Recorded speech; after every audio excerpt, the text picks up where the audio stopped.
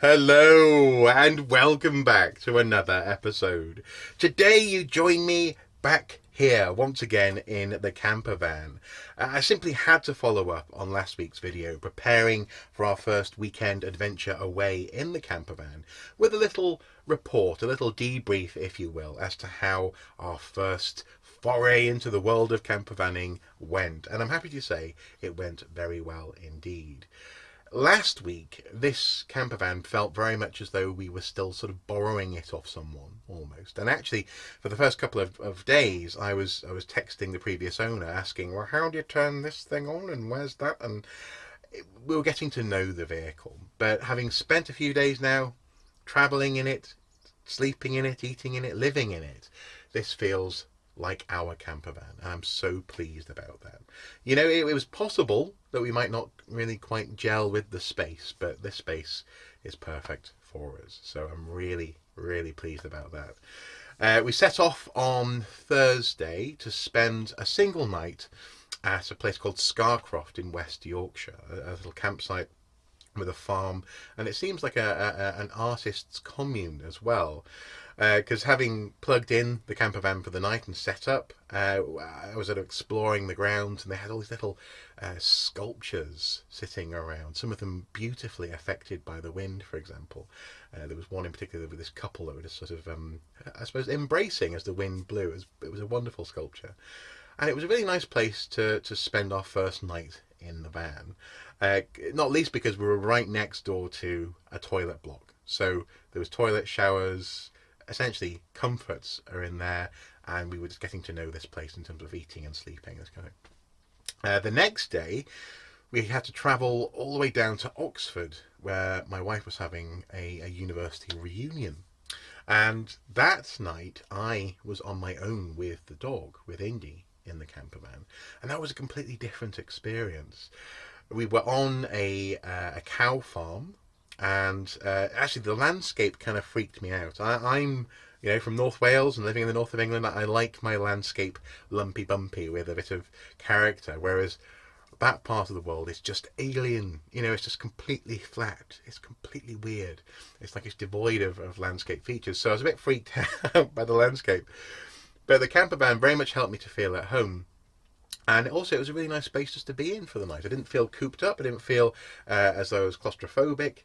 I was able to read and draw. And at one point, I put a movie on, actually on the table that the camera's currently resting on. And it was just a wonderful way to spend the night. It was great. The radio system actually is hooked up here. And I connected my laptop to the speaker system through the radio using an auxiliary cable, so I could get the movie audio coming out of those speakers. It was great. And then later on in the evening, the radio, I had a bit of a go on the Switch, played some Mario Kart, did some sketching, got some work done as well. It was a very pleasant evening. And the following day, because my lovely wife was staying in university overnight, we met up for lunch with her friends at a glorious pub, and I could drive the camper van there. Home came with us. Indy was very happy in here on his own with a bowl of water, and it was just perfect. It was just a wonderful couple of days. So we were at the pub enjoying a lovely meal, a birthday meal, incidentally, as well. One of my wife's uni friends was having her birthday in a couple of days' time, and it was a nice excuse to sort of just cram everything together and have a great big meal with lots of people. And also, actually, at the bar, they had, instead of pork scratchings and nuts and things as bar snacks, they had slices of chocolate cake. Apparently the day before it had been aubergine cake or something. So that was kind of fun, kind of cool. We didn't partake though, because obviously we'd had a lovely meal. But I took a photo. And then that evening, when we got back to the campsite, we spent the night together again. And we experimented by putting up the awning which came with the camper van outside. It was a bit dark to sit outside and enjoy it, sitting underneath that shade, but it was nice just to again stretch our legs, as it were, in terms of the camper van and have that set up. On Sunday we drove all the way back home in one day, so from Oxford to Wallsend, with a couple of breaks thrown in there for good measure. And I won't lie, it was a bit tiring. an 8 or 9 hour drive in a vehicle that sometimes, especially when it's being hit by the wind, is quite expressive, shall we say. I was having to fight with the steering wheel a little bit in the latter portion of our journey. But it was always a pleasure to drive, and it was really good for getting to know this vehicle.